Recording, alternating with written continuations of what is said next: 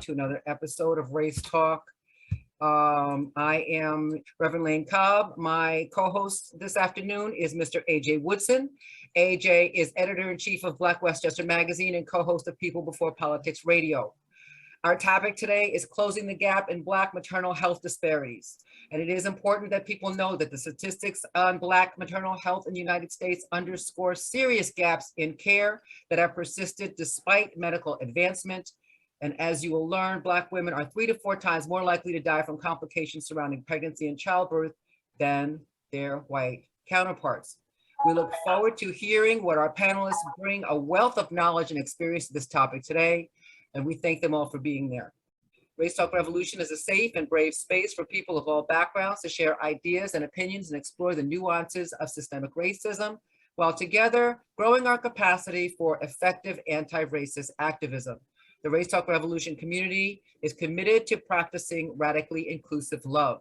So even when we do not understand or agree with what is being shared, we ask that you listen today with respect, appreciation, and empathy. It's our commitment that every person is encouraged, heard, and appreciated, because here on Race Talk Revolution, every voice matters.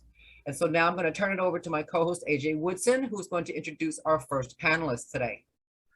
Our first panelist is Cheryl Hunter Grant, visionary senior executive in the public health arena. Cheryl has spent her career addressing health inequalities and working to eliminate disparities in health outcomes. In 2019, Cheryl received the Stanley James Award for her unique, exceptional contributions to the field of maternal and child health. The award is the New York State Perinatal Association's highest honor. In December 2019, she retired from the position as the inaugural executive director of the Lower Hudson Valley Perinatal Network, a community-based organization that mobilizes the community to eliminate disparities and improve the health of women, children, and families in Lower Hudson Valley. During her tenure, she developed and implemented programs benefiting community health workers, family, and youth. Thank you. Cheryl Brannan is the founder of Sister to Sister International, a nonprofit organization in Westchester County that educates, advocates, and uplifts Black women and girls in Westchester County and beyond.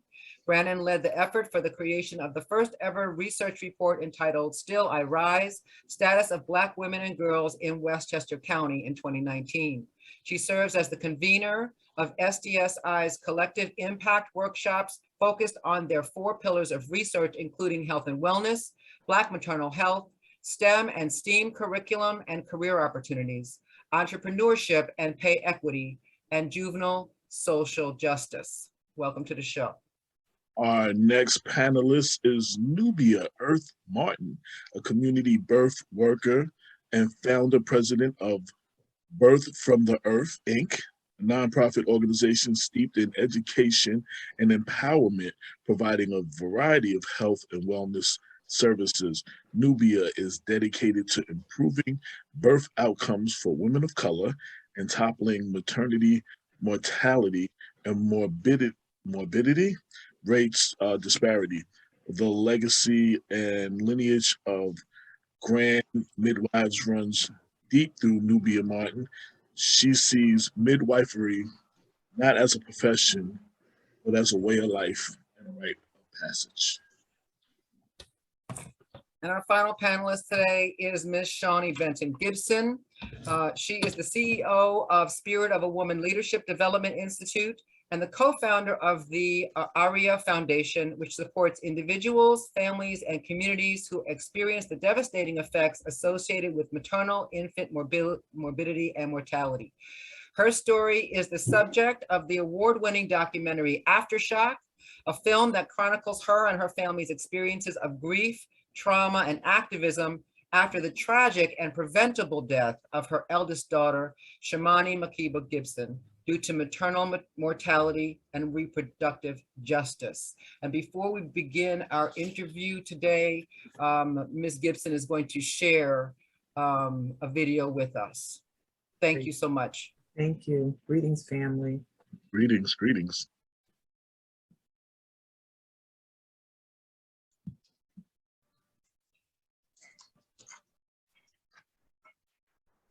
daughter's story is loud, colorful, and artful. She was awake, aware, and active. And yet she still died. After she gave birth, Shimani was complaining that she had really sharp chest pains. The ambulance came. I'm telling them the symptoms. Is she on drugs? Next set of people come in. Is she on drugs? They kept asking her mother, is she on any drugs? I'm like, do y'all talk? We waited a solid 12 hours. She's gone. Black women are 4 times more likely to die than their white counterparts with the same symptoms. Why is that? This is a growing epidemic in our community. Hundreds and thousands of men are going through the same situation. Tell me that I would be there. I've never lived in this house without her. You just got to keep pushing forward. I can't let Amber be another statistic. If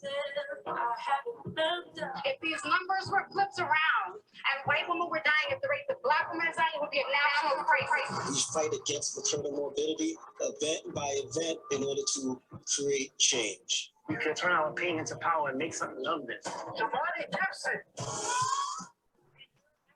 I planned on spending a lifetime with Amber. I wanted to get from my life. This way, I'm still going to.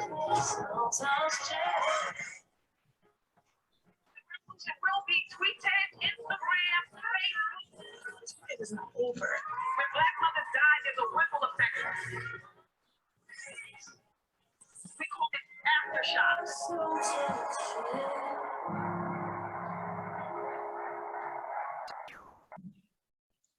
Very, very powerful. Well, why don't I kick off the questions with you first, Ms. Gibson? So you took up the issue of reproductive justice after the death of your daughter, several days after giving birth. Since then, you created the ARIA Foundation to support families with familiar journeys. Would you mind sharing some of your story? Sure. So greetings again to the community, paying homage to the elders in this space, without whom we, without all of you, we wouldn't be here. I want to make a slight correction. The work that I was doing existed before my daughter Shimani died. And that's what really hit hard and hit home, as I was sharing in the clip, that, she knew what she knew. Like, she had a midwife, she had a doula for both pregnancies, because she had 2 children. She died after having my second grandchild, Kari. She exercised, she was in good health, and she researched everything. And I was in this work for a decade plus before she transitioned. And for a minute, I was in a space of guilt about what did I miss? What didn't I do? What didn't I tell her? What didn't I say to the caregivers that were responsible for co-creating her experience with her pregnancy and her birth?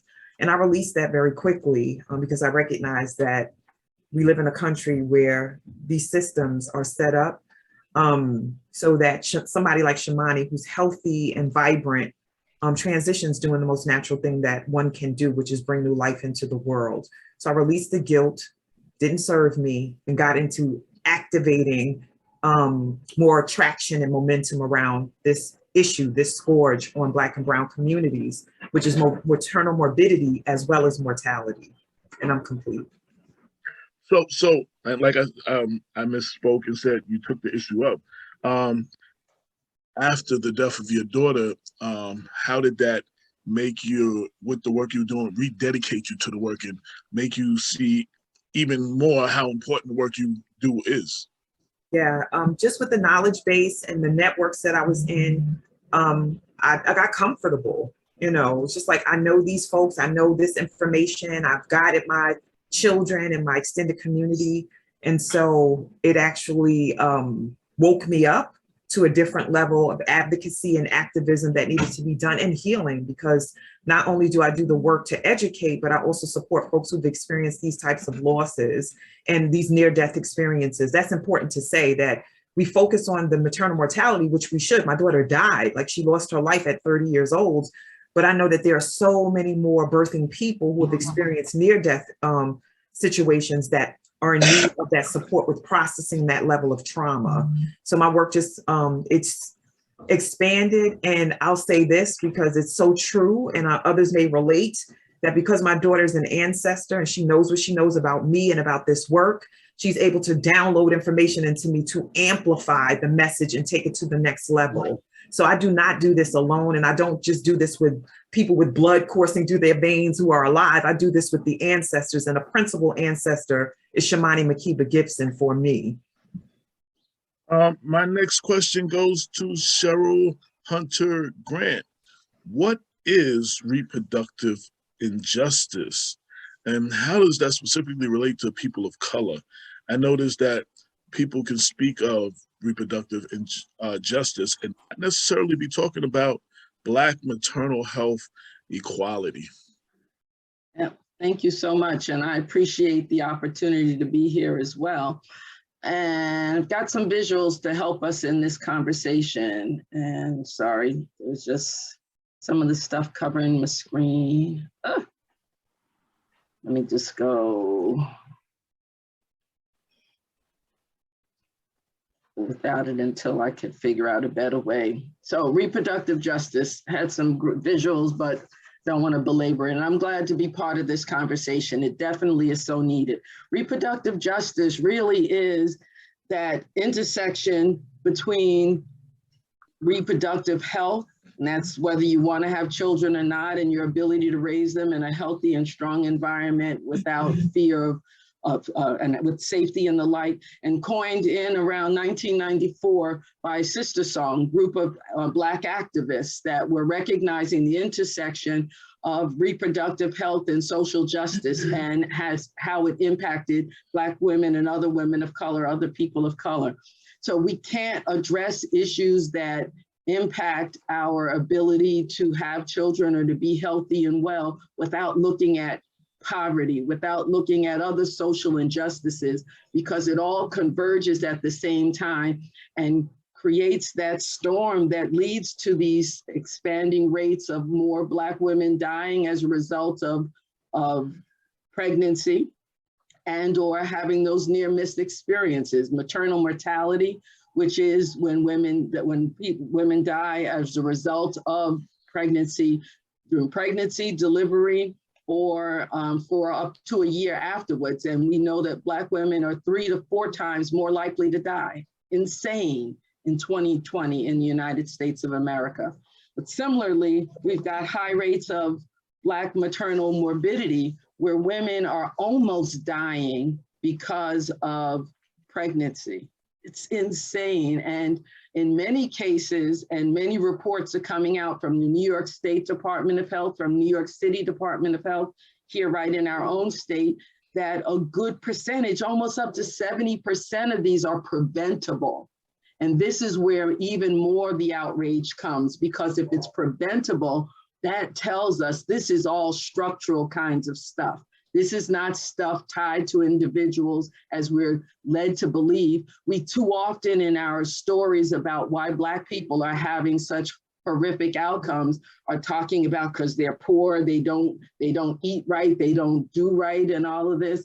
And this is not about this, because when we look at 2 classic examples of women who nearly died as a result of childbirth, who had access to resources, they had good health insurance, they had money, they knew their bodies, they were in good health, they were married. All of the things that they tell the rest of us Black women are the reasons for our negative outcomes, they had all those and still almost died.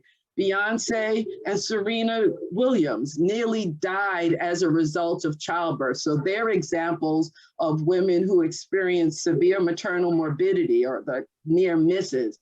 Serena Williams knew her body, knew those pulmonary embolisms that she got, the blood clots that she got. She knew the symptoms she was feeling. And despite her money, her access, her resources, her providers were not listening, and she almost died as a result, but she had enough agency to make them hear her. And that's some of what our work is all about, trying to, one, make the system hear, and then make the system respond. So the data is clear, but we still have women that are asking the question, will they die having this baby? 2022, the United States of America, New York State in particular, will I die? And I've got to call names because this is, and I'm sorry that I can't get the images up so that you can see the faces too, because these are vibrant women who died as a result of pregnancy because of systems that failed us. We heard about Shamani Gibson, who died October 6, 2019, 6 days after giving birth to her second child. Cordielle Lauren Street, who died March 3rd, 2020, 1 week after giving birth to her second child. Amber Rose Isaac, who died April 21st, 2020, during an emergency C-section. Shaisha Washington, who died July 30 of 2020 during a C-section. These women were living lives, looking forward to the next phase of their life, and they died at the hands of a system that failed them. There are children left behind, there are mates left behind, there are families left behind, and these are also a part of the statistics that needs to drive us to make change. We know that Evelyn Hammonds, a Harvard historian, told us that there's never been any period in American history where the health of Blacks was equal to that of whites. Disparity is built into the system. So this approach, the way we've got to address this is from a systemic level. Maya Jackson, the founder of Mobilizing African American Mothers Through Movement, MAMA, said the system wasn't designed to support us. So we've got to work together and build a force, and in that reproductive justice framework, pull all of the pieces together to make us move forward. Our people will tell us all the time that they recognize and all of this, but our actions are not consistent, or they don't support those responses. So our conversation today will focus on some of those things. And I hope that everybody on this, in this conversation will be motivated to take some level of action to prevent some other family from experiencing the loss that Shawnee and the others have, and women can be alive after delivering their babies in 2022 in America. Absolutely. I often hear people say the system is broken or the system is not working. And I often correct them. The system is working exactly as it was intended to work. And it was never intended and created with us in mind. That's right. No, with us in mind, but to keep us down and subjugated. Absolutely. My next question is for Cheryl Brannan.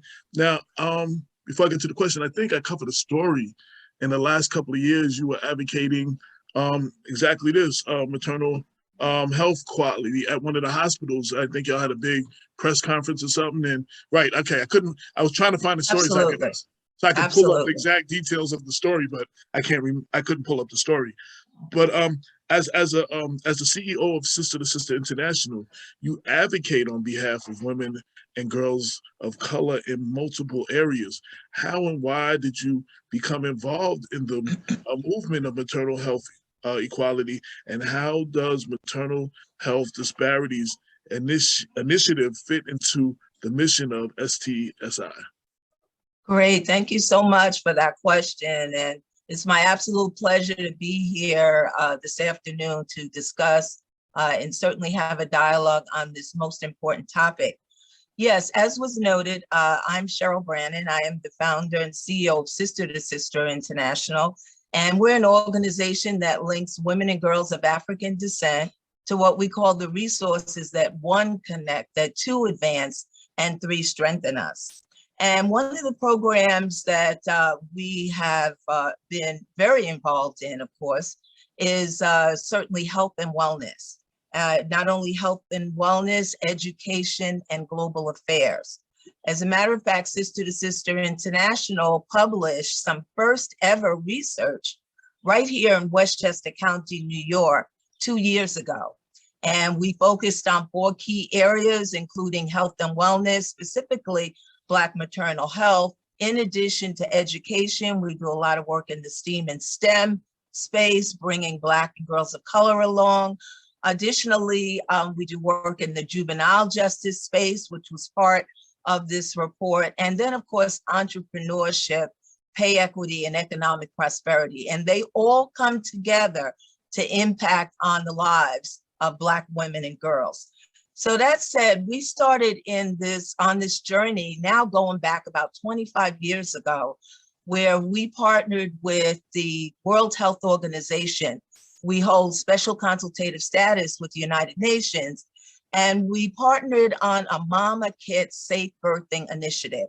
And it was wonderful. It really helped us work to raise funds for women in Africa who weren't going to hospitals to deliver birth. It included everything from plastic polyethylene pad and a razor blade to cut the umbilical cord, et cetera. And we really dug into that particular initiative. In fact, some of our girls wrote college essays on it, and now they're actually in med school. So we have really dug into and started working on this issue with the Mama Kit some time ago. I just mentioned our Still I Rise report. When we did that report and we looked at some of the outcomes for Black maternal health, we found out that right here in Westchester County, Black women Black female mortality rates were actually 3 times more than white women. And of course, in New York, more like 12 times more. And you heard some of the statistics earlier on from my colleague, Cheryl Brannan. So again, what we did was we started creating collective impact work groups. And collective impact is a framework that's used to have various different stakeholders, including government, nonprofit, and various other actors contribute to the issue in the way in which they can, and to come up with a common agenda. So that's what we've done. We've got certainly Colleen on the line from Westchester Women's Agenda, they're a partner. Certainly Nubia Earth Martin, Birth from the Earth, Cheryl Brannan, the list goes on. So then we started drilling down and creating action plans. We partnered with St. John's Riverside Hospital, which you just mentioned, AJ, and we have all kinds of initiatives going on with St. John's Riverside Hospital, including New York State Senator Andrea Stewart-Cousins. The press conference you mentioned was with US Senator Schumer, and we've developed campaigns and the like. So I think what I'll do is I'll stop right here. We want to make sure we give everyone a chance to speak and have time for Q's and A's, but we have really dug into this issue, have a number of community partners, and we're here to make a difference. And we want to make a difference from a systemic standpoint. So with that, I'll leave it right there. My next question is for Miss Nubia Earth Martin. Love that name, Queen. You call yourself a community birth worker. What does that mean? You also talk about midwifery being part of your legacy and your heritage. What exactly are you providing to Black mothers, and why is that important? Greetings, thank you. So humbled and honored to be here in this space and having this really important conversation. You know, a few of the people who spoke prior talked about the need for us to kind of define for ourselves. And when I call myself a community birth worker, it's because I am immersed in the community. I've realized as a mother of 5, giving birth within the system and then stepping outside of the system to have my last 3 children at home with midwives, that this is an SOS situation. We have to save ourselves. And when we talk about, you know, these systems not being created for us, not only were they not created for us, they were created for us not to thrive and survive. And that's exactly what's happening. So the only way we're going to see something different is to actually take it within our own hands to create the things that are not in place in our communities. And that is, you know, derived from call and response. You can't come into a community and say, I know exactly what you need. This is what we're going to give you. You have to actually sit with the people who are being most impacted by an issue to find out what it is that they want. And, you know, Cheryl Brannan spoke about, you know, our voices not being heard. And that's one of the common threads when I'm working with families, that I wasn't listened to, my concerns weren't being addressed. I wasn't seen, you know, in visits. And we work to make sure that we're centering Black families. We make sure that we're amplifying their voices, and we're making sure that we're validating their experiences, because there's a lot of trauma. And when we're talking about, poor outcomes, when we have healthy young women in their 20s and 30s who are having cardiomyopathies and having congestive heart failure, that comes from deep-seated heart chakra trauma. That comes from our lineage. That comes from our, lived experience and being enslaved and fighting for freedom, and the fact that our bodies were seen as a commodity when there was a profit in it for America. And now that there's not a profit, the name of the game is, how do we stop them from procreating? So in the work that I do, it is all about making sure that families have access to quality care. They get factual information so that they can make an informed decision about where they give birth, with whom. They understand what it means to be low risk and high risk, and how those lines get very blurred when we're talking about Black women and their maternal health. And then we also make sure that they know how to advocate for themselves. So in addition to the initiatives with, Sister to Sister International, with the Lower Hudson Valley Perinatal Network, and the community work that I also do with Shawnee, I'm also part of the Black Coalition for Safe Motherhood. And within that, we teach families how to advocate for themselves using an acronym called ACT. So they get an opportunity to basically role play what they would say when they're faced with a provider that's maybe making stereotypes, about them, or who is not listening to them, or wants to, do a routine intervention that is not medically indicated and may very well end up in a C-section and could very well end up in a demise, right? So the acronym stands for ask questions until you understand the answers, claim your space, both mental and physical, trust your body, and tell your story. And the ancient art of storytelling is part of our legacy as people of the African diaspora. We have to speak up and tell the experiences that we've had, both good and bad, so that we can change them. And when those experiences are kind of brushed under the rug, it diminishes our importance. So I continue to ask, if we are dying 8 to 12 times more in New York State, and this is not seen as a national crisis, then what's the number that we have to get to for Black women to be dying that we're actually going to take this serious? And rather than wait for us to get to that percentage or that number, we actively, this is a call to action for all of us to see what can we do within our own communities to make sure that Black families are heard, seen, getting adequate care, and that their lived experience is not being taken for granted. Absolutely. My next question is I have a question. Could I just interrupt? I'm sorry, bro. I don't want to steal your steam. I just have a question, right? So what do you all say this is about, right? That because this is coming from so many different, there's so many aspects to this issue, right? If it's not, is it physician incompetence? Is it not caring? Is it just systemic, just nobody cares to fix the system, or you just look at this as a Black woman, she doesn't know anything, or, like, what do you all say that this is about? Because it's so big. And that question is to anyone who wants to answer. Yeah, if I could just briefly say, and then I'm gonna pass, to others on the panel. For me, it's about the intentional suppression of Black midwives, Black doctors, and it's about the medicalization of the birth process as opposed to recognizing it as a sacred rite of passage.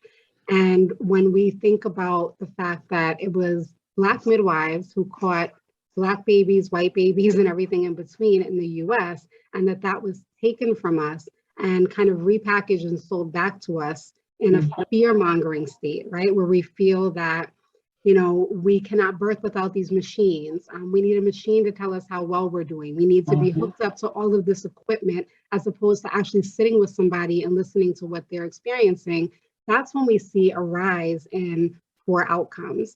And, there's a call to recognize the grand midwives, but also recognize the next wave of midwives who are embracing those traditions, who are trying to restore and reclaim those ways of sitting with, families and being in community, and basically bringing back the village mentality of nobody is left behind. And if we are going to put our full faith in medical systems, right? The medical industrial complex has a place, right? It's for people who are sick and need to get well. Pregnancy is not a sickness. And we need to take a preventive approach to making sure that pregnancies stay healthy and low risk. And that's by making sure we have access to healthy food. So we have access to quality care. It's making sure that assumptions aren't going to be made based on the way in which we look. Because when you tell somebody that as a Black woman, you're already at a high risk of dying, I can't change being Black, right? That's not something that I can modify. If you tell me exercise more, if you tell me eat healthier, if you tell me, make sure that you're getting, the nutrients that you need, those are things that I can change. But if you're telling me that my risk factor is because of the way in which I look and the way in which America perceives that, then that means that those systems need to change. Yeah, I wanted to chime in and just answer the question as well. Just to be as explicit as I can, I'm unapologetic these days, especially all that we experienced in the last 2 years, that white supremacy culture and its toxic unfolding, it being baked into everything that we do. When I teach about this and do anti-racist work, specifically anti-Black racism work, we talk about how white supremacy culture values quantity over quality. So the rushing of a birthing person through their birthing process, because there's more dollars to be made when it's fast, quick, and when it's a surgery, as opposed to us letting nature do what nature does and the body do what it knows how to do. And that's not just for us as Black and brown folks, that's for those who identify as white too. As Nubia said, the commodification and medicalization has created like a factory for birthing.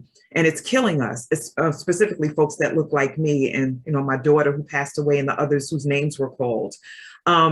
It's also either or thinking and the worship of the written word. So if the study doesn't say that the herbs you should take, because we have practices that are ages old, thousands of years of practices that worked and have babies land on terra firma safely and mamas be safe too. And then to snatch that away and let studies that usually aren't connected to how our bodies flow and go determine what we need to be doing when we've been masterful at this for so long. It's a problem.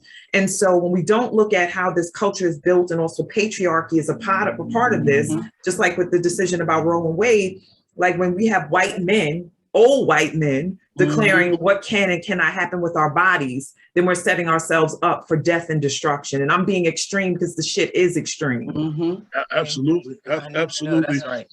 I want to say real quick, so y'all that don't know me, I have a newspaper and the website blackwestchester.com. And I like to think of it as a community paper, and I want the community to think of it as their paper. And the issues that y'all are discussing and the topics that y'all are having, I want to invite all of y'all in an open door policy that if y'all ever want to pen something to get an editorial out, or y'all feel y'all need to get something out or educate our people, I welcome, I want to give y'all an open door. I just want to put that out there. My next question is for Ms. Grant. One of the solutions to the issue is in addressing the roots of structural institutional racism medicine. That's a tall order. It's also a multifaceted issue. It's ethical, it's medical, it's financial. How do you see this being addressed, and what are we making any progress? So I echo everything my sister said, Shawnee and Nubia. And on bad days, I say, no, we're not making any progress. That's what it feels like.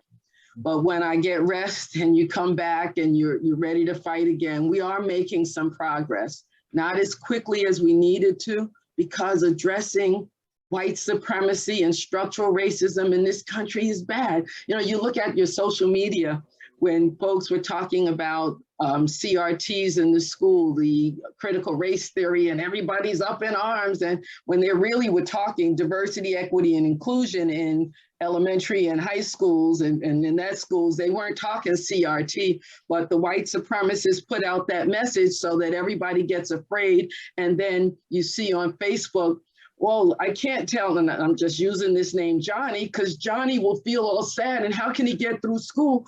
And then you think of Ruby Bridges, that nobody thought about this little Black girl and what she would go through as you barred her from going to school. So on some days, this is where we have got to hit straight on white supremacy and make the address. Because when we talked again about reproductive justice, it wasn't just about the choices a person gets to make about whether to have children or not. It's the context in which they're living. Are they going to get food? Is this going to be a safe environment? And all these systems are confounding on our ability to make change. But there is some progress being made. We have more attention on the subject, and the more we stand and speak out and challenge systems, we will be in a better position. We definitely need to do stuff on our own, as Nubia had mentioned, make changes ourselves, because while we're trying to change systems, people's lives are still at stake. People are pregnant today. Systems may not change until tomorrow or years from now, but today is when that experience needs to happen. So we've got to be simultaneous and multitasking and all those things, which is no stranger to those of us that are Black in America, because you always had to do that kind of thing. We need some of the systems that are changing, and we still need to push for more, is shared decision-making. There's in the film, you'd see a Dr. Neil Shah, got the name for a minute, Dr. Neil Shah, who's been doing a lot of work around that shared decision-making. And who would think something as simple as involving that pregnant woman and her family in the decision as to how she plans to deliver and what she wants to see happen. And then using, since we're in this medical environment and y'all think is best, so hear what we're saying, use your systems, your skills, and make it happen. But we don't do that. We've got providers that just come talk. So there are places where these types of things are happening. There are places where, and even in our state government, albeit still feeble, we've got more work to do, where we're looking to allow doulas in facilities. Even think about COVID, at the height of COVID, when they were limiting the number of people that would be in the hospital with a person, they weren't accepting doulas as part of the medical team and not just a visitor or friend of the family. And we saw some sad and poor outcomes as a result, and the state made some rules change to make that happen. But as Nubia said, bringing in midwives so that they're part of the continuum of delivery. We don't, in medicine, typically do well enough with the continuum of need and the continuum of skills. We've got individuals who give birth that are, and most of them, and that's the other part we don't focus on, most women give birth well, naturally, safely. Midwives are trained to do that. All the way up to the other end of the spectrum where we've got the obstetricians. They're trained surgeons, and we don't recognize that. Obstetricians are trained as surgeons. What do you do when you've got a problem? You cut. That's what you were trained to do. And that's necessary in this system. But we need to analyze as one of the ways to look at some of the structural things outside of the blatant white supremacy that undergirds all of this. But one of the ways we need to look at is how do we put a continuum of care and resources in place so that the person gets the right level of care at the right time. And that would be having a more fluid and operational pathway for services from midwives all the way up to those surgeons, and the relationships among and between all of them, so that that person gets the level of care and service, one, that they want, and two, in the way that they need it. You know, I just wanted to add, my daughter, my one and only daughter, Paula Cheryl Woodson, will be 33 in October. And in 1989, we had a midwife who was very instrumental in educating us and walking us through that process as new parents that had no clue on what we were doing. And I just want to add that. So, you know, even back then, you know, we had a midwife, and it was very helpful.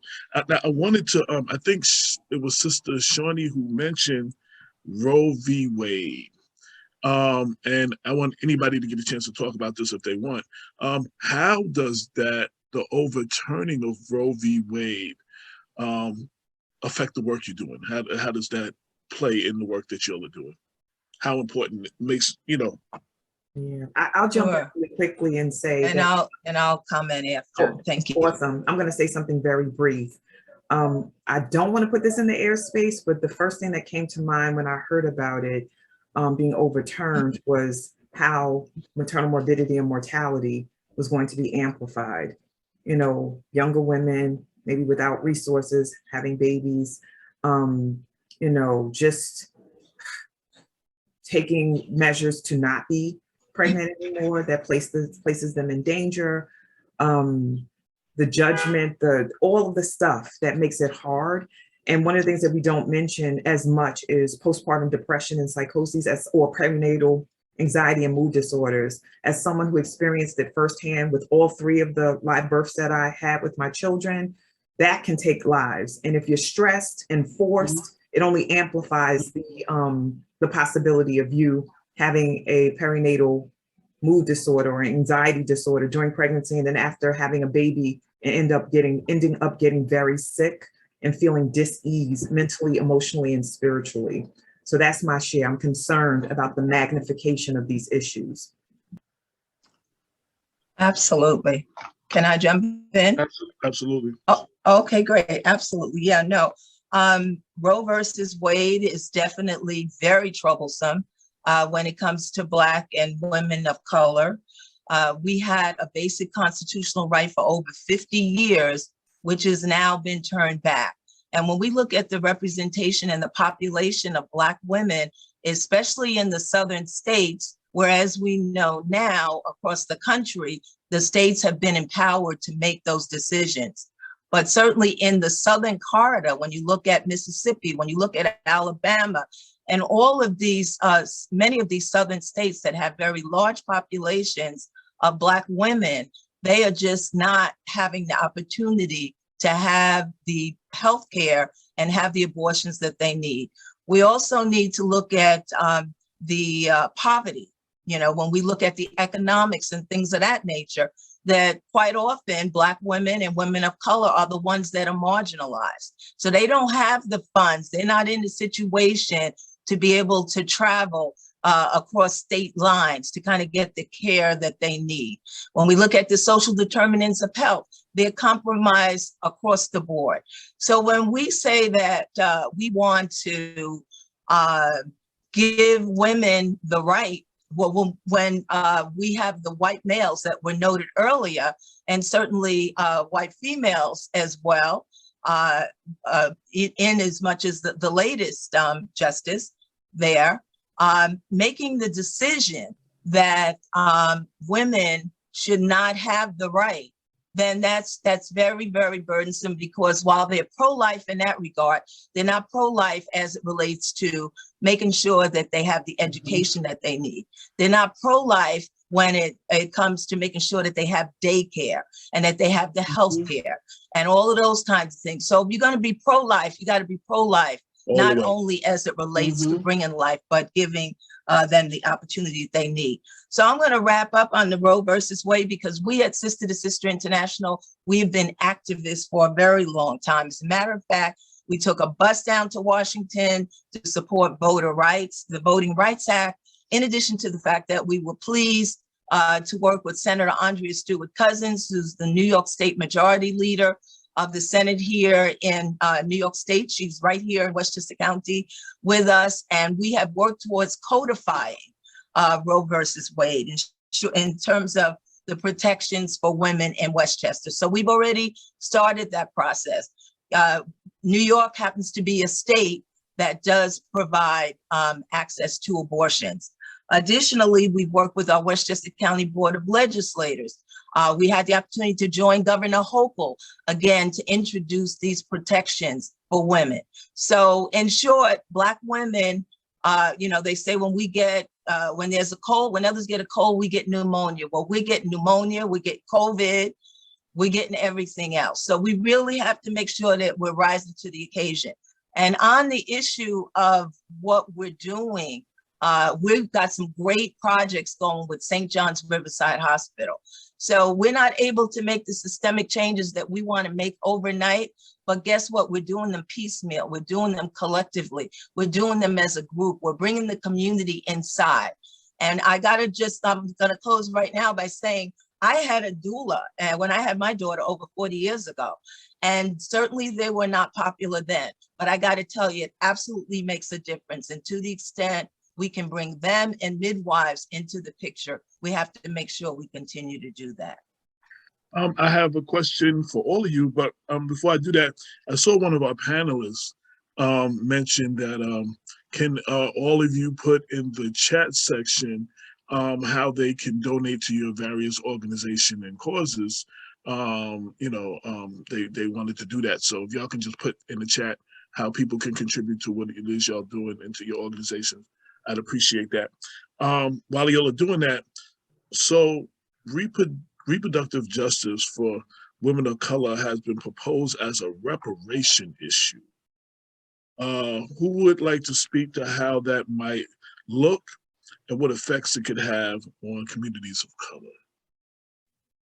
Yeah, I would just love to say that, while we're speaking on white males and, their influence over, female bodies, Black and brown bodies, if we go back and look at how we kind of got into this situation, we, need to speak about J. Marion Sims, who was the, so-called father of modern gynecology, and his history of performing surgeries on enslaved Black women without anesthesia and perpetuating the idea that Black women do not feel pain or experience pain in the same way that other women, experience pain, right?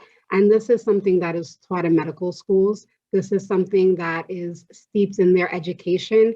And as much as we try to eradicate that, if that was your foundation, that is the way in which you're going to provide care. I've heard many people talk about, how having a doula or having, labor support or having a midwife change their whole experience. And that's because midwifery care is individualized care, right? So if we are talking about the African diaspora, right, we are nothing if not diverse. You cannot have one size fits all type of care for people who have such a vast cultural background, rich history. That is not going to work for us, right? So we have to start to, I won't even say allow, we have to take back and reclaim the things that have been in place for hundreds of thousands of years that served us well, and not ask permission for it. But if someone is seeking out our services and our care and we have the skills, that is between, that person and that provider. We don't have to ask for it to be, overseen, like the days of, somebody kind of telling us how to do it and, creating a blueprint for us. We are the blueprints, right? There would not be this country if it was not for our blood, our sweat, our tears, our sacrifices, our hands. So to now come in and try to tell me, oh, this is the way you should be doing it. Well, no, because your white male voice is what got us in this situation right now. So I think, humbly and respectfully, that voice needs to take a back seat and listen, right? So that we can move forward in a way that is going to preserve lives as opposed to seeing more lives perish. And I just want to add what Cheryl mentioned, taking the bus down to DC for voters' rights. I also went down there and covered that. Right. We have to understand the power of our vote, and we're fighting for things. We don't have people in office who have our best interests at heart.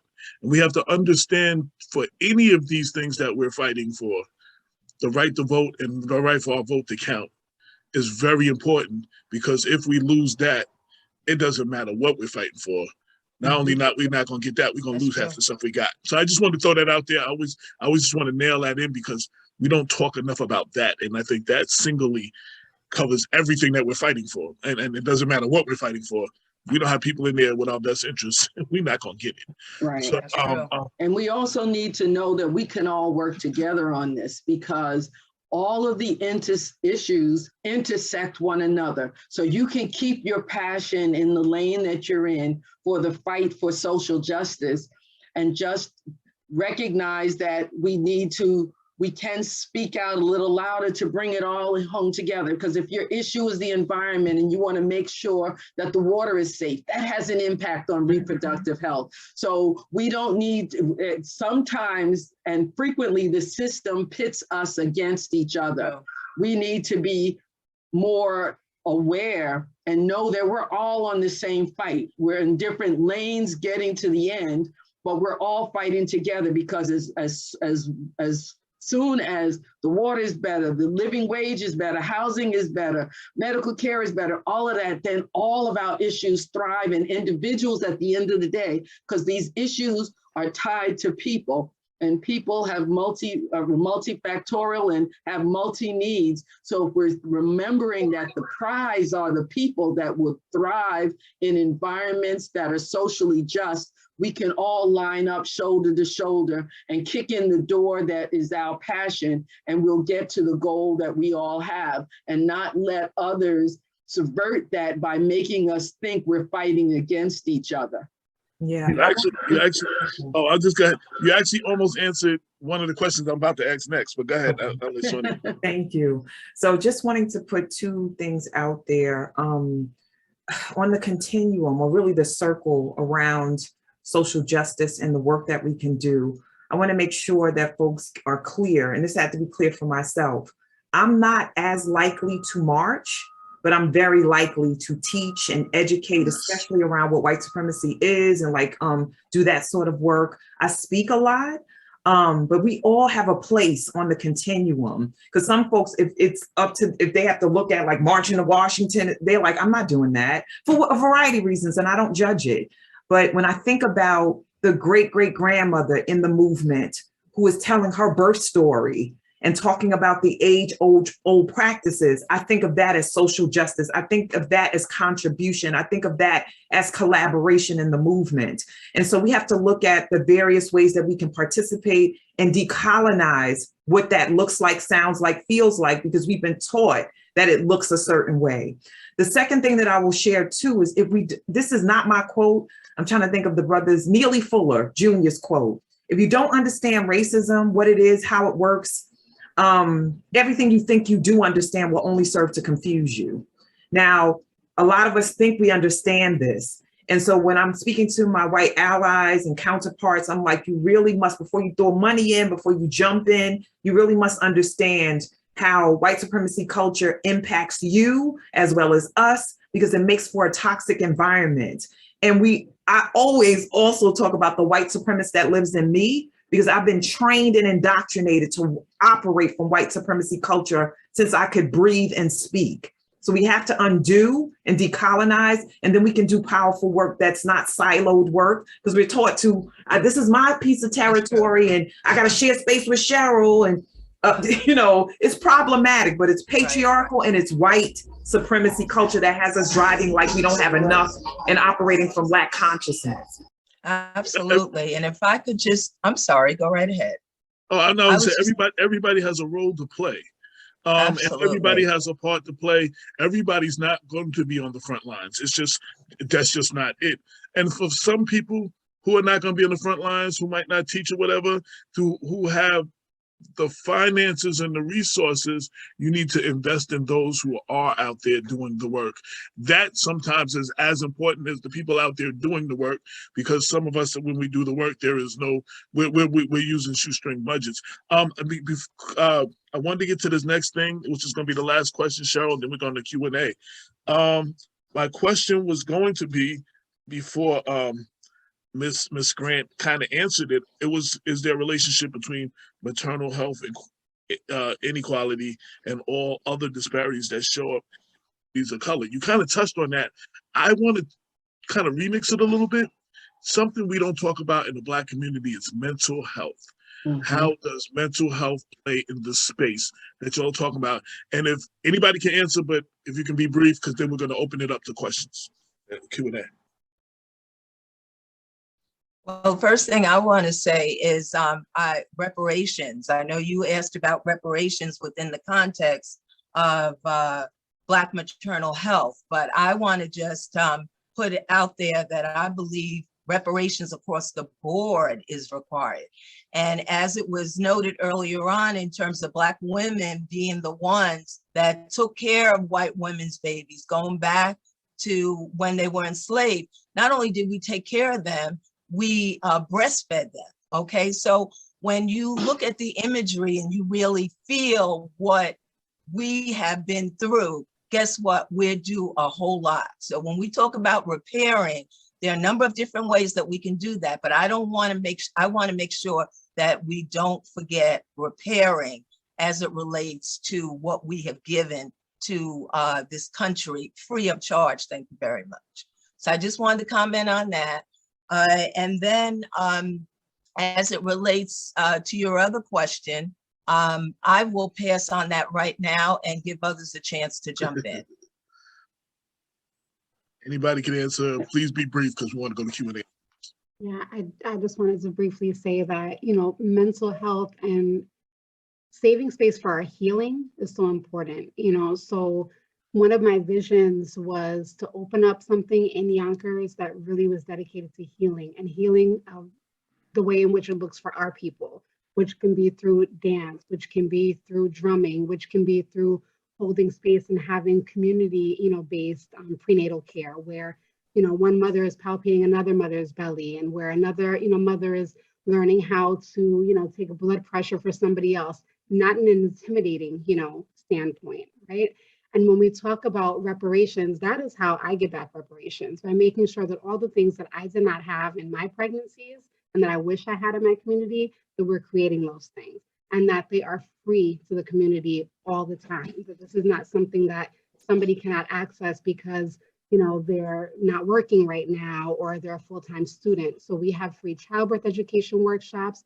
We have Chocolate Milk Cafe, which is breastfeeding support specifically geared towards those who self-identify as part of the African diaspora. Why? Because we have the lowest breastfeeding initiation and duration rates and the highest infant mortality rates. And we know those two are correlated. So we center around that. We have Fatherhood Fridays, which centers, you know, the fathers and brings them into the fold. We have village baby showers. And the most important thing is when somebody has made the decision that they want to have a home birth with a midwife and they're healthy and low risk and they found the perfect birth team and an insurance won't cover it, we have the Amber Rose Isaac Access to Home Birth Fund that we created, so that nobody gets turned away. We cover the out-of-pocket expenses because we know that that is literally the difference between life and death for somebody, having to go into the medical industrial complex when that is not where they need to be, and then having a poor outcome, and finances should never be a barrier to that. Okay. Anybody else want to touch that? Okay. Yes, you know, just as a clinician in the work, and I consider myself more of a healer, I think about the dissonance, emotional, spiritual, physical dissonance, like living in a society where we're being gaslit all the time, and made to feel like we're exaggerating or we're over the top in our very being judged and scrutinized or misrepresented all the time. That in itself is trauma to the highest degree. And then the literal, the shootings, the police brutality, like all of the levels of trauma we've experienced. So I'm often speaking to my colleagues and folks in the community. It's like, what can we do? We want to take action because we've talked enough. I'm like, no, the hell we have not.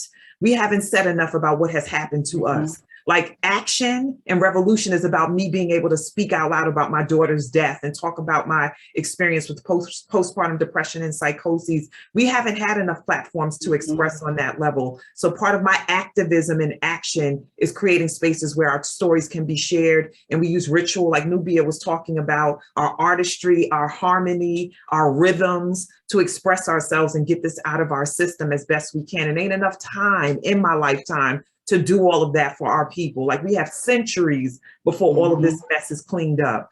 The other thing is, it's a book by a white man, but it's so powerful, is Our Body Keeps the Score. So if we don't get this out of our bodies, the dis-ease that we're going to continue to experience will only be amplified. So I hold my pain in my heart. So imagine what happens with my heart when I do that, or in my belly, I get a knot. I can't eat, I don't sleep adequately. So we have to feel, deal, and heal so that we can grow and transform. So I just wanted to put that out there. Without the mental health pieces, all this activism and revolutionary work we're doing is for naught, because I don't want to do all of that work if I can't be well on the other end of it.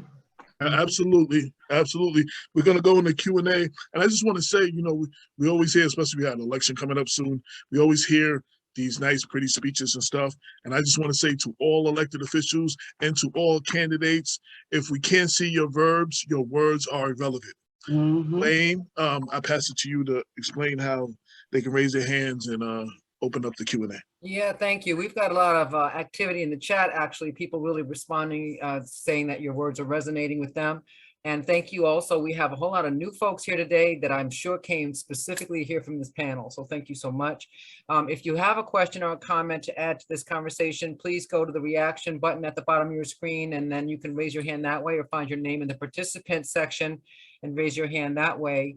While our audience is getting their questions together, one of the things that I'd like to ask is, we always ask folks about how you want us to get involved, but I also know that it takes a lot for you all as activists and committed change makers to stay active. Who had, Ms. Gibson, you said being a revolutionary is a labor of love and liberation, right? What keeps you active? And what is it that you're called to action to us? And I'd like everybody to kind of answer that. Yeah, thank you for the question. Yeah, it is a labor of love. I get worn out by this, and I'm clairsentient, so I absorb a lot of the emotional content. But what keeps me going is that I release and I have the covering of community to catch me. But the biggest thing that keeps me present is the ancestors knocking me on my forehead, tapping me on my shoulder, kicking me in my back. Sometimes I have to be kicked off the cliff in order for me to do X, Y, and Z. And I see nods in the space, so y'all know what I mean. That my purpose is not for me, it's for the people. So whenever I start acting like I don't want to do it, I'm reminded of who did it for me. You know, so I'm just grateful and convicted to keep going. And I know my liberation is on the other side of it, even inside of the death of my daughter, and some of the low vibrational things that happened, because I almost for a minute was like, God, I'm a good person. Why did you take my daughter? And it's like, bad stuff happens to good people. And doors have opened. It may sound crazy to folks, but my daughter's death has opened up doors and pathways that her being alive, it just wouldn't have happened. And so I'm like, I'm going to utilize this to keep me going and flowing. And then also to make sure that this doesn't happen again to anyone else. So I'm convicted by spirit to keep going. And I'm a similar kind of thing. I think it's part of our African makeup and just who we are as a people of Black women. Whether it was taught directly or indirectly, you think about those who had experiences before and allowed you to be where you are. I remember, and an activist that really resonated and still drives me today. And my mom had taken me in Harlem somewhere up in some loft to hear this woman, Alma John. And there's a whole lot of people, but I remember her saying, each one reach one, each one teach one. So I've got an obligation. You know, so you get tired. I hear you, Shawnee, and you get tired, but you've got an obligation. And the fact that I still see Black women dying, Black children, Black men getting shot. On some level, I don't have the luxury of sitting back. I've retired, and I've told some of my colleagues and some of my white colleagues that I'm frustrated on some level that I don't have the privilege of just being able to say, listen, I put in my years, it's time I'm retiring, I'm just sitting back and ignoring all of that. I've got girls, I've got grandchildren, I've got others in my community that we are always responsible for, because that's who we are as a people, that I just don't have the right. I get tired some days and I may sit and then remember the words of Jesus and others that guide me to get, take that rest and come back and get recharged and stay in the battle, because it's not ours and we're there because that's our responsibility. And I think if we can undo racism and white supremacy, it would be even from that perspective, because if white supremacy thought about being there to take care of your brother and the community, that whole paradigm would change. So some of that is just innate in who we are, and probably, and is, I would say, what also helped us do what people might perceive as stupid things, even while we were enslaved in helping others, because that's just who we are and what we do. And that's what helps motivate me. Yeah, we have a couple of questions, and I just wanted to add before we, personally, and I want to say this to all the sisters up there and all those who do the work. There was so many people, I think Sister Shawnee said it, there's so many people before us that we're benefiting off the work that they did. So even when we're tired, it has nothing to do with us, but for the future generations, for our kids and our grandkids, and creating a space for them. And that's why we have to keep doing the work, even if we don't see the results of our labor, the seed of the fruits of our labor. It's not about us, it's for our future generations. First question is for Abigail. Please unmute yourself. You have to. Hi. Yes. Hi. Sorry. Can you hear me? Yes. Okay. I'm really bad at Zoom, so sorry it took me a second. I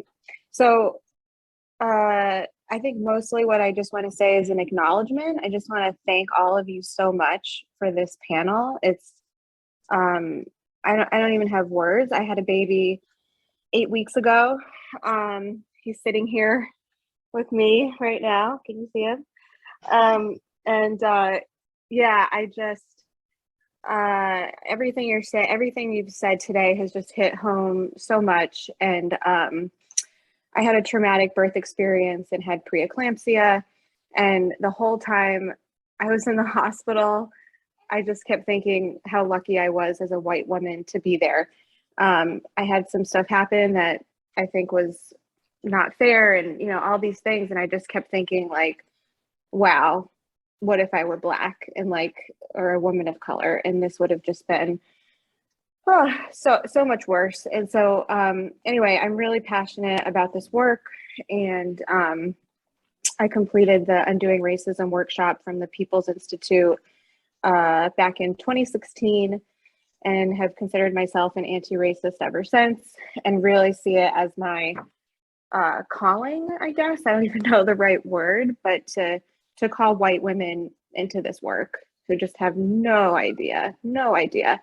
And so I just want to thank you. And I just want to also say that I'm a journalist, and I write for a lot of big women's magazines, white women's magazines, Women's Health, Self, Cosmo, places like that. And so I would like to get in touch with all of you, several of you, to write stories about this. And especially Shawnee, I saw your documentary a few months ago on the recommendation of Robin Schlinger, and was just so blown away. And I know it's coming out next week, and I'm thinking to myself, oh, maybe we could do a Q&A, or I could do something and get it on a website like self.com, I'm thinking, and just get the word out. So that's all. I just want to acknowledge you and say thank you. Thank you very much for tuning in. Our next question comes from Cody. Yeah, fabulous panel. Just each one of you shed light from a different direction to make it all, really out there. It's very moving. I loved the idea of role playing. I'm wondering how often that happens. I personally take up a lot of space and am not afraid of getting my voice out there. I think it's a really delicate line particularly in the community of Black women, because I think sometimes there's the misconception that speaking loudly is too much, because I feel that myself. For me, sometimes I'm too much, but it's really important to know how to voice what you want and your concerns. And so I love that role-playing idea. I'm wondering, I have a couple of questions, and one of them is going to be how often that actually happens. There's role-playing, because that is, people need to know how to put their concerns out there. I also loved the talk about the medicalization of a normal process. Now, I myself almost died twice in my pregnancies, and the first was out of this country and with a result in a live birth. The second was in this country and did not. So I think that the women, all women have to speak, but I think within the Black population, it's even more, I mean, much more crucial. I had one other thing. I love the idea of healing and repairing and reparation. I love that concept too. So, but I guess the question I have is about the role playing, because how often does that happen? Thanks. Yeah, so I want to share from the pieces that you shared. So sometimes the best thing that someone who identifies as white can do is to be loudly quiet. Sometimes that amplifies the space, like to step back so that others can be centered in the conversation. I get what you're saying, because I'm someone that speaks up, speaks out, and I have to check myself about where it's coming from. I'm like, oh, it's my personality. I'm like, or just how sometimes I operate from the fact that being smart has more value than just being present. So I just wanted to share that. And thank you for putting out there and just, sharing that about yourself and how you show up. I'm a psychodramatist by training as well. And so I love that I get to combine two things that I love, which is counseling and me as a performance artist, particularly an actor and a director. And so I direct psychodramas where we engage in role play and have people play parts. So imagine yourself, Cody, and others having someone play your rage in live space, personify it, concretize it. It will give you a different relationship to your rage if it was embodied, as opposed to you conceptualizing and intellectualizing and rationalizing your rage. And so I've done work where we do ancestral, like talking to our ancestors. Like I've done work for myself with my great-great-great-great-grandmothers, and just speaking about what has happened to them and myself. And I don't have to know the facts to know the facts, right? So, I often will gather a community to engage in those activities for the purpose of healing and transformation. So if you're interested in unpacking that, then we can definitely stay in touch so that you can be part of those spaces and do that work. And I'm complete.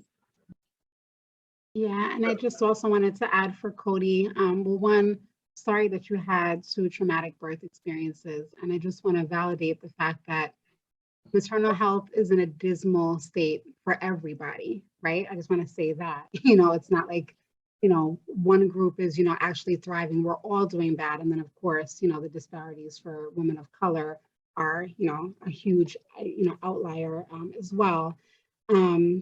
Regarding the role play with the ACT curriculum and the Black Coalition for Safe Motherhood, Dr. Leslie Farrington, I believe earlier up in the chat, put the information for that website and how often we have workshops and trainings, and there are videos on the website as well, that people can engage with for role playing. So it's a great resource. So definitely visit, that website. I also just wanted to briefly say, when we were talking about what kind of like our ask and everything is, I've kind of realized in this work that while yes, we need to be in all spaces, I don't personally need to be in all spaces, right? For a while, I kind of felt like I did need to, and that's how we burn out. So one of the things that we do, and this is my ask, is to make sure that as we raise awareness and increase the demand for more equitable care, that we also increase the supply of people who can provide that. So we train birth workers, we train birth companions. I use that term as opposed to doula that's a whole nother talk, but we train birth companions, postpartum support birth workers. We train midwifery birth assistants because we don't have enough home birth midwives and they need a second set of eyes, ears, and hands that are skilled, that can be there with them. We also train childbirth educators because I believe education is the cornerstone of everything that we do. And then we also started holistic midwifery skills, because as somebody that has a master's degree in midwifery, that is seen as like the highest end all be all, here in the US and also in New York State, I will tell you the majority of the things that I learned about maternal health and wellness and how to actually engage with my community, I learned after I finished that degree, right? So we need it doesn't stop there. We need to continuously be learning, and that's my ask, that we as individuals continuously learn.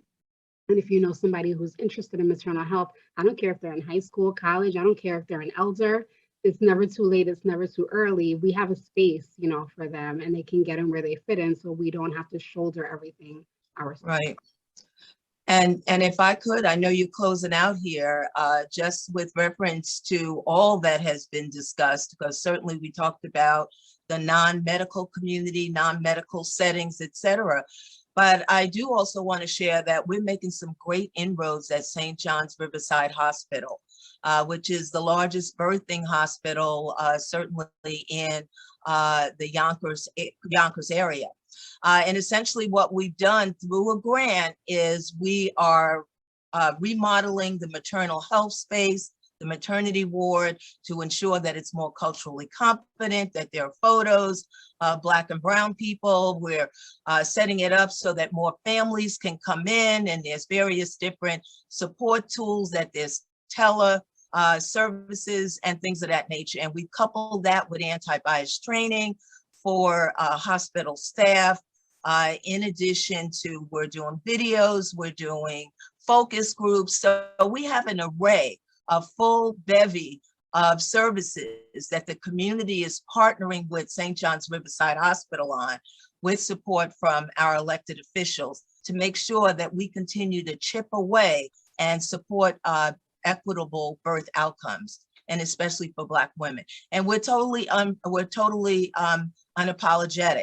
as it relates to that particular population in our efforts. So I just wanted to share that, and we're happy to keep you posted on our progress there. And then also I just want to shout out Dr. Lane, Lane Cobb, who I had the pleasure of working with her mom, who's been an activist for years. And Lane has come and presented her book to our girls and so on. And I love the title of this this offering, this particular module, entitled The Revolution. Because guess what? You know, when I think of revolution, I think of Gil Scott-Heron, and the fact that the revolution will not be televised. It will not be televised. It will not be televised. So guess what? We all have to make sure we stand up and actualize it, and do the undoing racism and all the kinds of things that we need to do to stand up and make sure that we push for progress. So I just want to thank everyone for being a part of this panel this afternoon.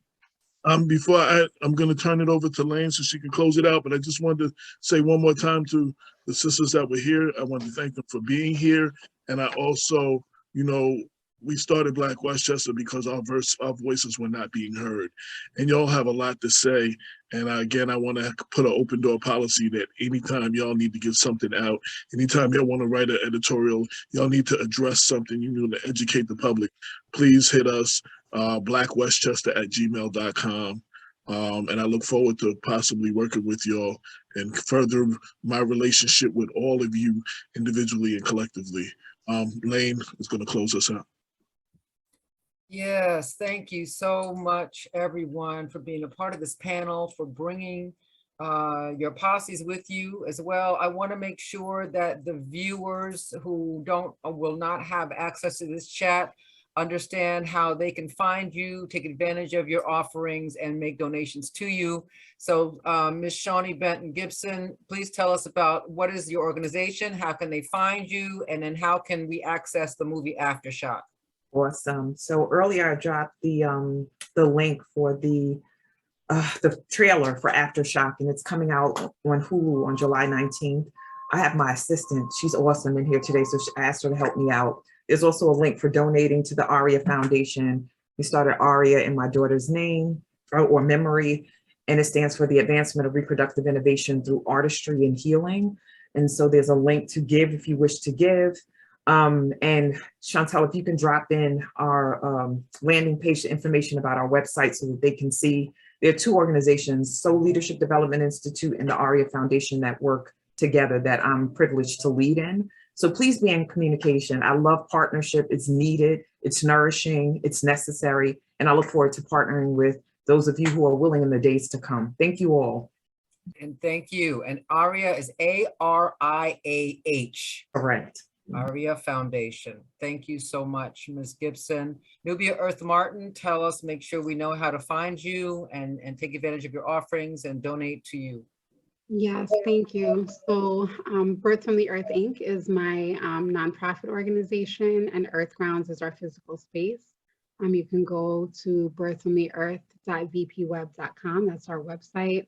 And, you know, Venmo at Birth from the Earth. You can find us on Instagram as well. And we're also continuing to amplify the Aftershock documentary. So we are doing a viewing of it on July 23rd, 6 p.m. to 8:30 at Earth Grounds, part of our Film and Food for Thought series. So if people want to come out in person, we'd love to have you. And I don't think they mentioned earlier, you're in Aftershock as well, aren't you, Nubia? I have a few cameras. I wanted to stop that. Make sure we all that was out there though. Okay.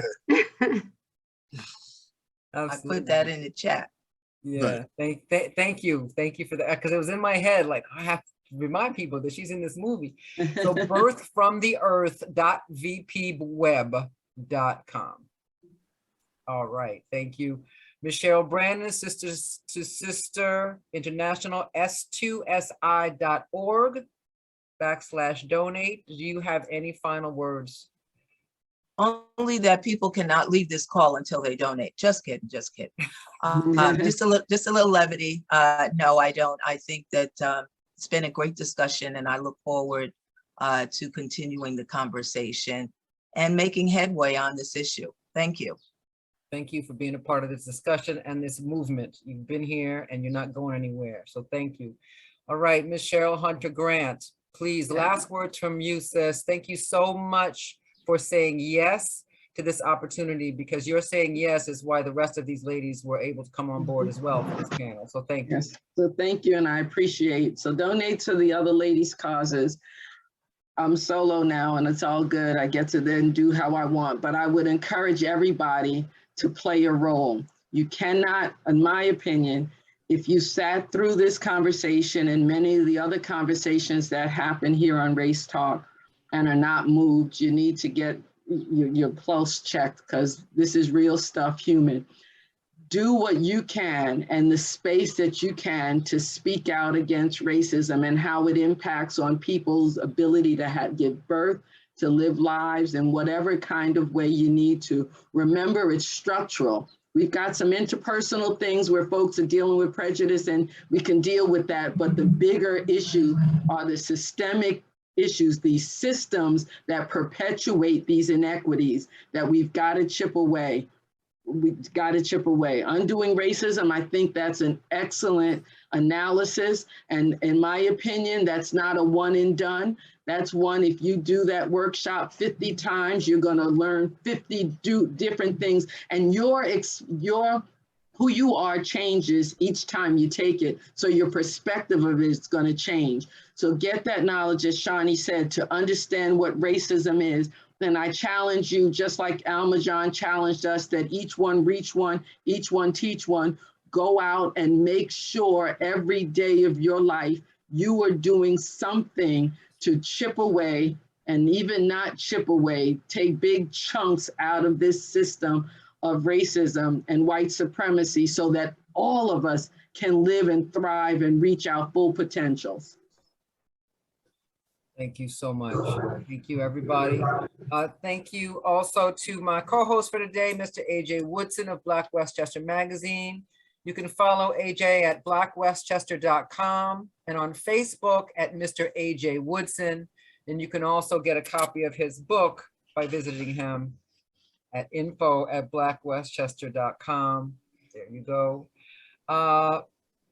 Please join us also next. Actually, I'm sorry, don't join us next week because we won't be here. I apologize. We will not have a show next week. But please join us the following Wednesday, July 27th, for an interview with director Jason Green. His movie, Finding Fellowship, has been featured prominently on national media sites and chronicles the story of two religious congregations, one white and one Black, who combined to form one congregation following the assassination of Dr. Martin Luther King Jr. And I'm going to put the link to watch the movie in the chat, but you can find it on pbs.org. The title of the movie is Finding Fellowship. It is an extraordinary story of love, forgiveness, compassion, and collaboration. As always, we remind you to connect with people who don't look or live like you for meaningful dialogue about race or just to get to know each other better. I so appreciate the emphasis today on the importance of being in conversation and sharing our stories. We have to be able to share our lived experience in order to come together and appreciate each other so that we can all move forward here. And it's going to take all of us to move this ball. If you're on our mailing list, thank you so much. Please be sure to check out our learning and development resources that we send out every week to help you explore, expand your knowledge. If you are looking for a resource, we have mentioned several times the People's Institute for Survival and Beyond Undoing Racism workshop, and there are other iterations available to you. But I have to tell you that across the board, effective anti-racist activists that I have spoken to all embrace the Undoing Racism workshop. So that is a place for you to start or continue your education and your development in terms of finding your voice in what this fight means for you. If you like our programs and would like to support us, you can make a tax-deductible donation at racetalkrevolution.com. We're so grateful to our donors. Our Race Talk Revolution family is very generous, so thank you so much. And lastly, if you have topics or speakers that you would like us to cover at Race Talk Revolution, please email me at info@racetalkrevolution. Many of our speakers come to us because members of our Race Talk Revolution family say, hey, you want to hear from this person. So thank you, Erica Itzkowitz, for bringing us Miss Shawnee Benton Gibson. Thank you, Cheryl Brannan, Sister to Sister International, Cheryl Hunter Grant, Shawnee Benton Gibson, Soul Leadership and ARIA Foundation, and Nubia Earth Martin, Birth from the Earth. Thank you, ladies, so much. We are so moved by your generosity and by your commitment to helping us all to create a world that works for everybody. AJ, please, closing words from you, my friend. I just want to thank you for letting me contribute to your platform and take part in this very important conversation. And I want to doubly encourage everybody, if you want to see conversations like this continue, please continue to support her. That is very important. This is a very important space. Self-promotion, again, I have a book out, Black Westchester, The Origin Story, and How My Faith Was Instrumental in This Great Experiment. It's available on Amazon, or you can order directly from me, Mr. AJ Woodson at gmail.com. Until next time, peace. Take care, everybody. Have a wonderful 2 weeks. We'll be in touch. All right. Thank you to our panelists. Thank you to our family. Thank you, AJ Woodson. Take care, everybody. Thank you. Bye-bye. Thank you. Bye-bye. Thank you. Bye.